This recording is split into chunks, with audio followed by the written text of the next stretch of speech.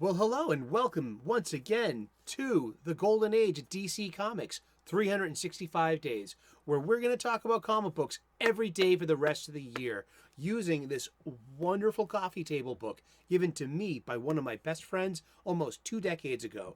This has been surfing my coffee tables for the better part of 20 years, and it's a great inspiration for conversation about comic books and about history and about publication and about culture and about how far we've come as a society too to look back upon this stuff. I mean, I find this to be very exhilarating. I miss the comic book conversations that we would have in the comic book shops. And hopefully, I'm going to do my part to recreate that energy and interest in those conversations too, right here. Feel free to leave comments and questions in the comment section and be a part of this too, because you're a part of this as well. If you love comics as much as I do, you're in the right spot right now, the right channel. So let's look up today. It is April the 28th, and we got a character for you. We do. He's called Airwave. Airwave, let's see if we can, I want to get up close. Okay, look at his feet. Let's see, he's supposed to be wearing roller skates. Okay, so I mean, I think maybe the nubs at the bottom on the sole and that and on his right foot there, perhaps that is and maybe we see a shadow of a wheel. Hopefully maybe those are wheels, perhaps. And that is Static the Proverb Parrot, his trusty little sidekick here. But yeah, let's learn more about Airwave. Who is Airwave? I grew up knowing with Airwave in my comic books. Yeah, he was one of the first characters to get an outright, well, it was not a gender swap, but yeah, I mean, like, or is more of a legacy. And but Airwave, okay, it's April 28th, and this was art by Harris Levy. This was from Detective Comics number 111 from December of 1946.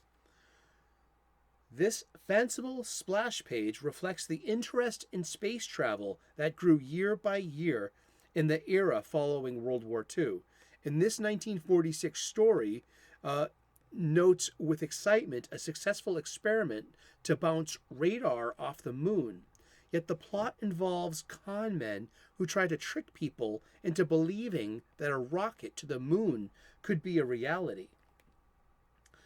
Airwave, one of DC's strangest superheroes, created by editor Mort Weisinger, this champion of justice had a parrot for a sidekick and got around by roller skating along telephone wires. Not surprisingly, he never made it to the moon. Wah, wah, wah, wah. All right. Yeah, it's Airwave. And I grew up understanding this character to be Green Lantern Hal Jordan's cousin. And I remember that correctly. Yeah, I did. And so Larry Jordan is the original Airwave. And he had an interesting power set. I mean, for its time, it was a use of science and technology, and because those were cutting edge things for its day. Let's see, the publication hit the original Airwave debuted during the golden age of comic books. First appearance was in Detective Comics number 60 of December 1942, and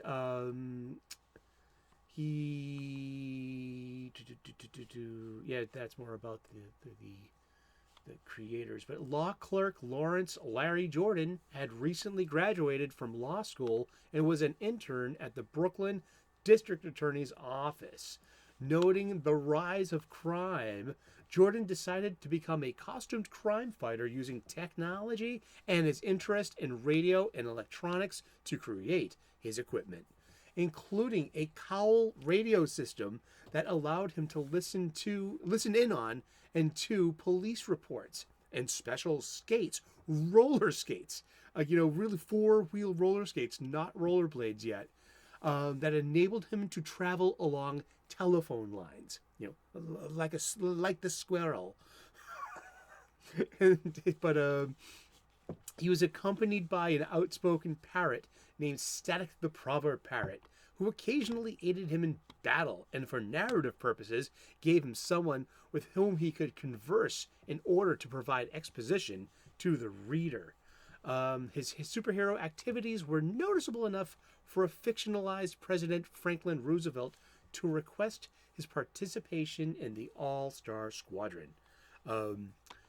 Larry Jordan was later killed by an evil district attorney, and his wife had taken up the mantle and got revenge, and then never wore the suit again, Helen. But their son, Harold Jordan, became the third Airwave, and his nickname was Hal as well. So there are two Hal Jordans in the DCU in continuity, and this is just as kind of like as continuity messy as Wally West. Which Wally is it? Wally or Wallace of the New 52 of Rebirth? Or is it a Bronze Silver Age of Wally with the red hair and the green eyes? That that is the classic rendition, and they're both Wally West, and so it makes a kind of like unfortunate clutter in the storytelling. But if you say Kid Flash Wally, you'll have to ask when or now or that, because Redhead Wally isn't Kid Flash anymore. It hasn't been for quite a while.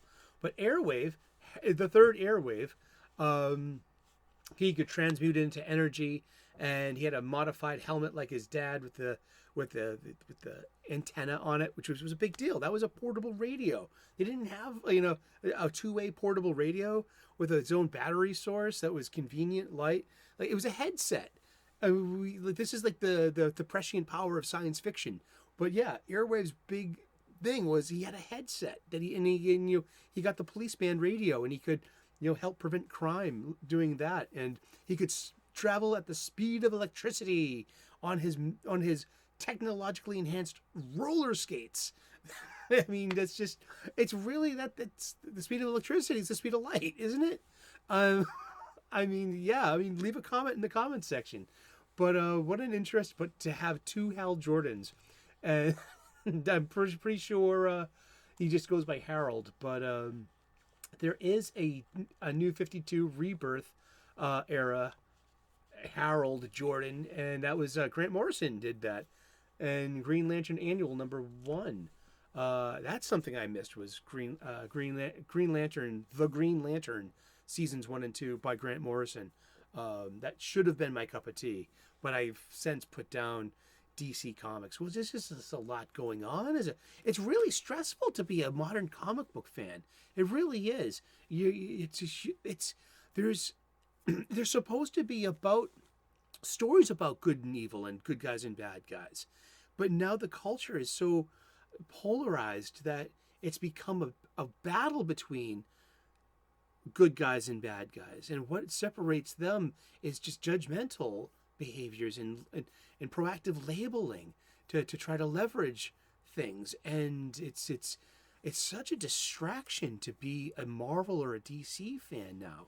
Like that, you're better off without it, and we're better off chronicling the past and checking this out once a day. We're going to be talking about comic books every day for the rest of the year. It's the golden age of DC Comics, 365 days. And just a reminder that the DC golden age runs from 1938 to 1955. The Silver Age from 1956 until 1970. And the Bronze Age, I'm a Bronze Age baby, runs from 1970 to 1985. The wiki says that we're in some nebulous catch-all modern age of comics since 1985 until now, which I dispute. And I would love to have some conversation, some comic book conversation about this topic. So thank you so much for tuning in. Like and subscribe if you could be so kind. I would love to earn your subscription. We talk about comic books every day, and we're going to for the rest of the year. 3 p.m. tomorrow, U.S. Eastern. Check us out. And I'm a professional chef. I have a cooking video playlist called What's Cooking, and you can see what's cooking. I make a lot of soups, and I share cooking hacks of a restaurant quality, so you can pull this off at home for your loved ones at your table. Come and check me out. I'm also a spiritual guy. I'm an amateur theologian and ordained minister. We get spiritual here, and we have a playlist called The Gratitude Lists in the Sunday Sermons. And I ask you to hashtag lighten up. It's a pun upon enlightenment, capital E enlightenment. And I want to co-opt that hashtag, that octothorpe for myself. Hashtag lighten up. You know, I need to. Do you? Well, thank you so much for tuning in. Yeah, I would love to earn your subscription, and I would love to see you again tomorrow. So good luck, namaste, God bless, and everything in between. Cheers. Bye-bye.